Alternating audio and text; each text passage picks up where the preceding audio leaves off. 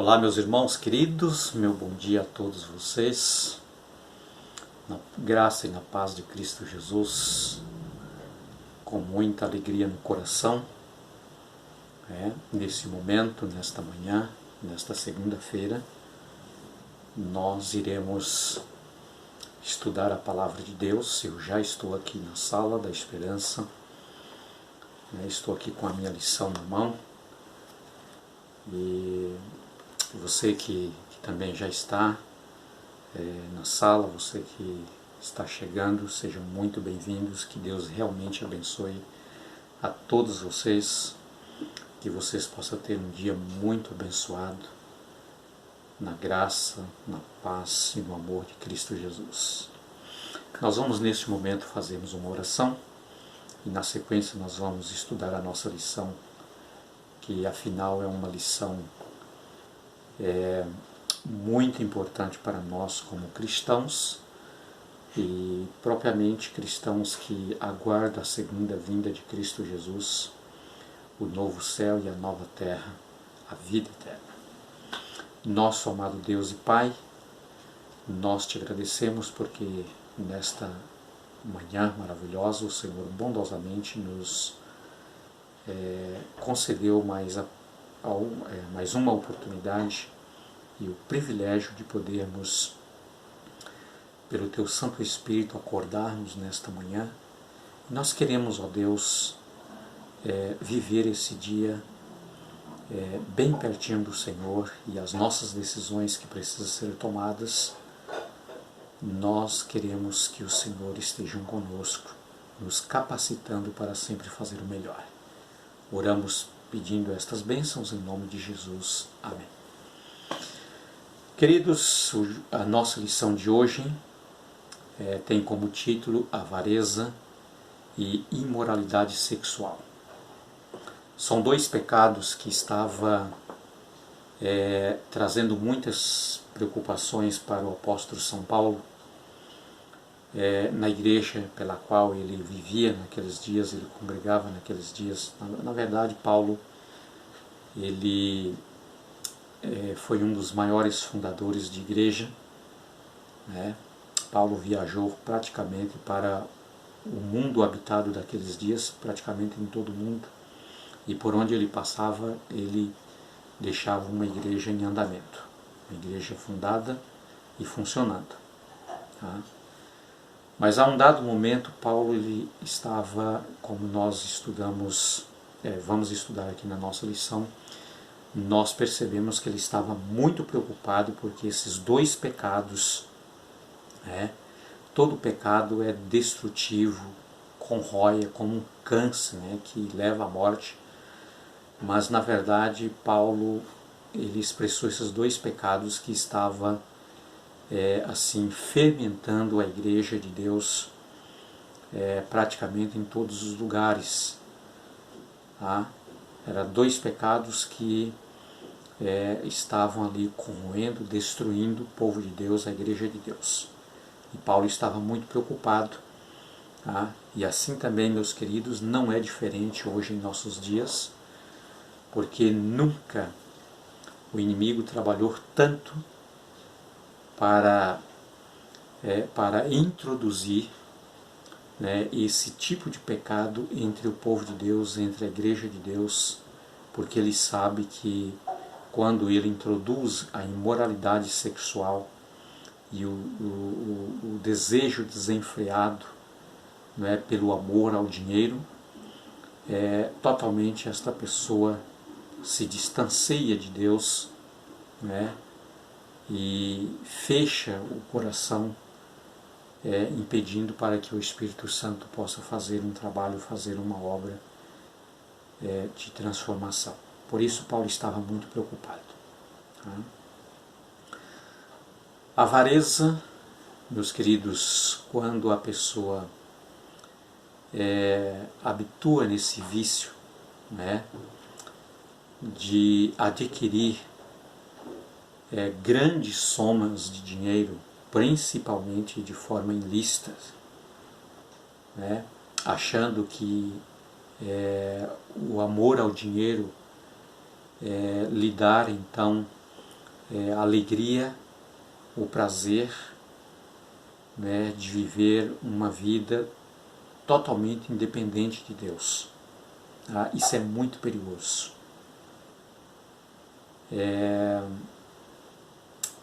O dinheiro pode se tornar um ídolo, né? Embora é um plano de Deus para ser uma bênção, mas ele pode se tornar um ídolo quando a pessoa deixa de amar a Deus para amar o dinheiro.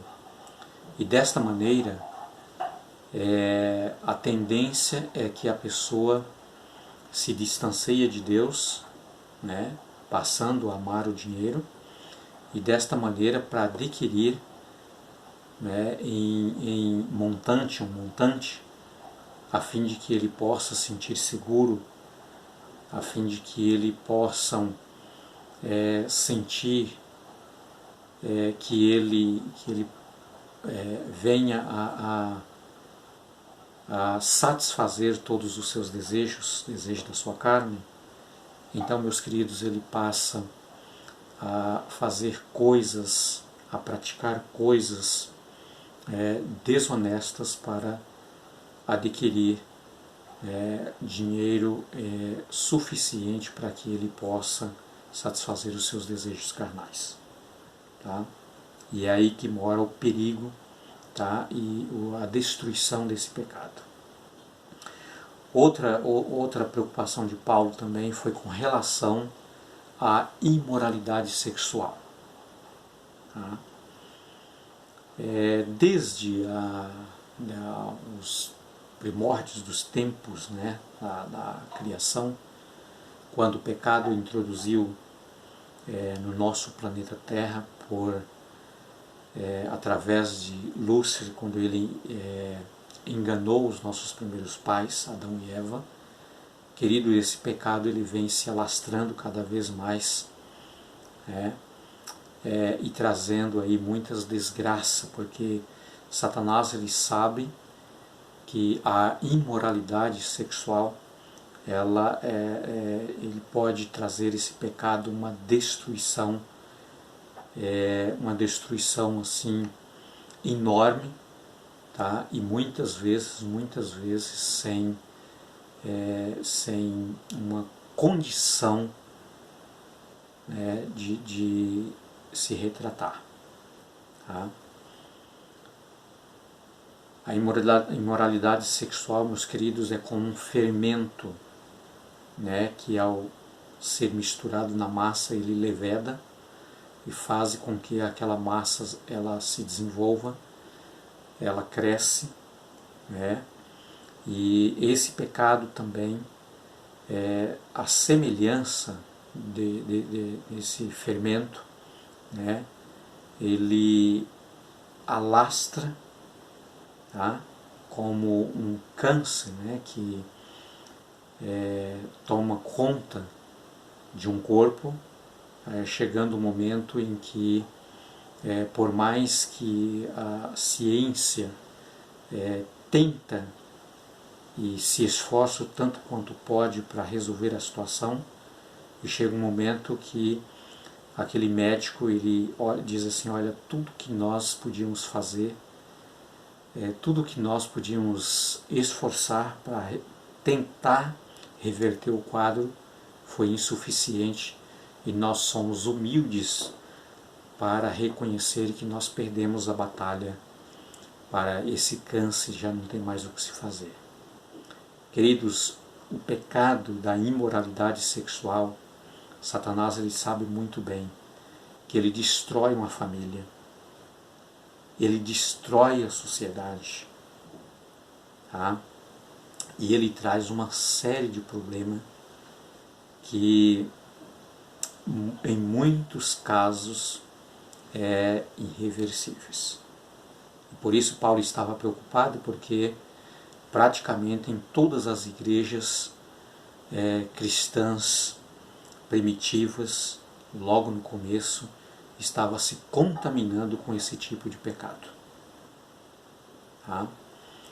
Na igreja de Éfeso, por exemplo, Paulo escreveu uma carta, você pode encontrar ali no capítulo 5, Paulo escreveu uma carta recomendando aos irmãos para tomar muito cuidado e nem sequer mencionasse ali na igreja, né, esse tipo de pecado, a fim de que ele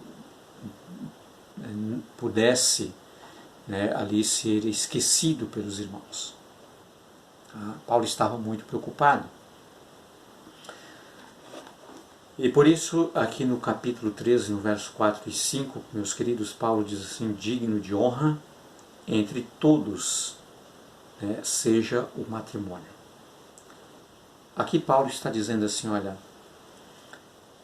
entre tudo que você puder imaginar, para você poder salvar o seu casamento, salvar o seu matrimônio, Paulo diz assim, isso deve ser muito honroso. Deve ser algo de muita honra, Paulo diz. Né?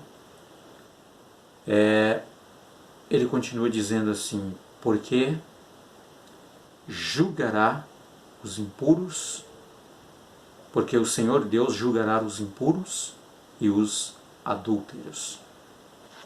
Tá?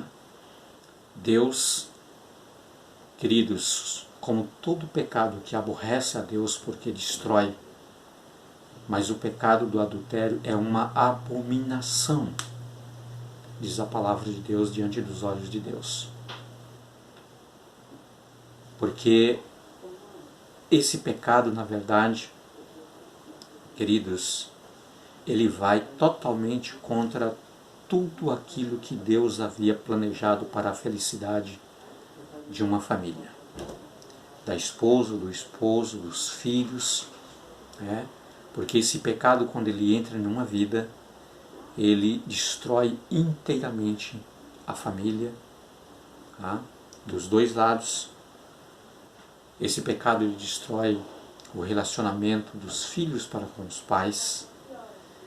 E como consequência esse pecado, ele traz uma destruição na sociedade, porque ele desequilibra totalmente a sociedade.